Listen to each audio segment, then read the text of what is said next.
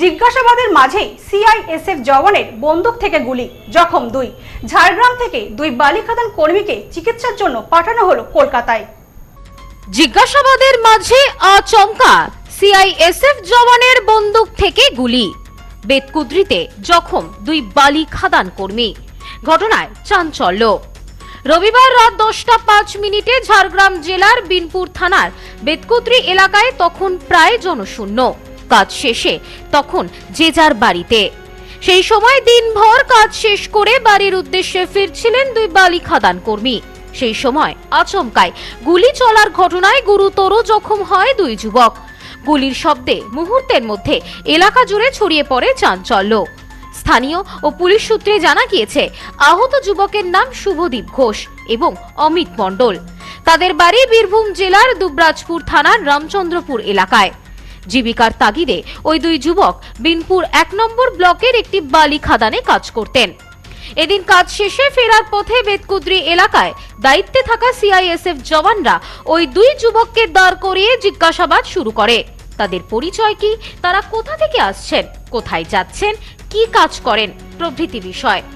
অভিযোগ, জিজ্ঞাসাবাদ চলাকালীন আচমকাই এক জওয়ানের বন্দুক থেকে গুলি বেরিয়ে যায়। তাতেই গুলিবিদ্ধ হন 2 শ্রমিক। আকস্মিক এই ঘটনায় হতচকিত হয়ে পড়েন সকলে।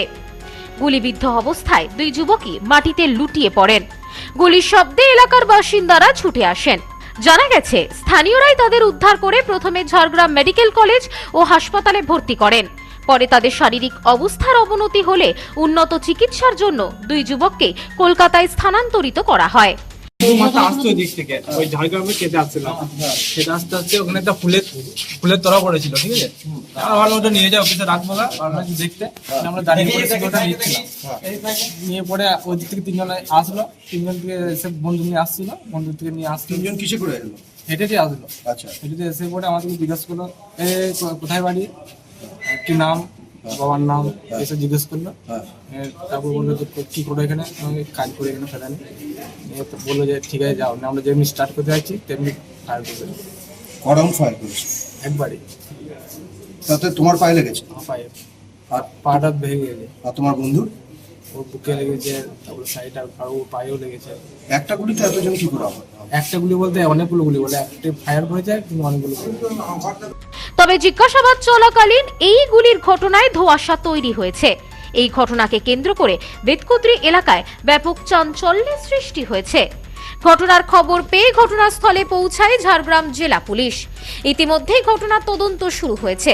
এই বিষয়ে ঝাড়গ্রামের পুলিশ সুপার মানব সিংলা বলেন, প্রাথমিক তদন্তে সিআইএসএফ এর একটি বন্দুক থেকে দুর্ঘটনাবশত গুলি ছোড়া সংক্রান্ত তথ্য সামনে এসেছে।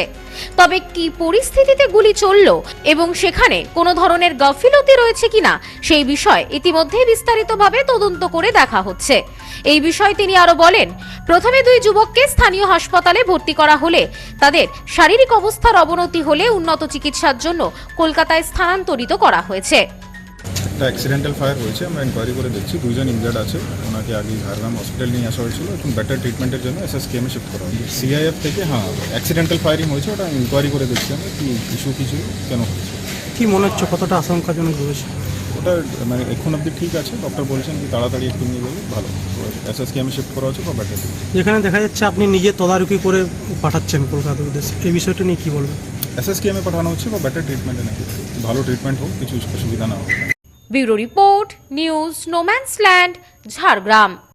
সম্প্রীতি guest house hotel and restaurant, সমস্ত আধুনিক সুবিধাযুক্ত AC double bedroom, standard double bedroom, twin bedroom, deluxe double bedroom. আমাদের হোটেলেই রয়েছে বাঙালির খাবার সহ মাল্টি কুইজিন রেস্টুরেন্ট। শহরের মধ্যে অথচ সম্পূর্ণ নিরাপদ পরিবেশে থাকা খাওয়ার একমাত্র ঠিকানা Sampriti guest house hotel and restaurant, Chakdah road, টবাজার, বনগাঁ। ফোন 03215257603।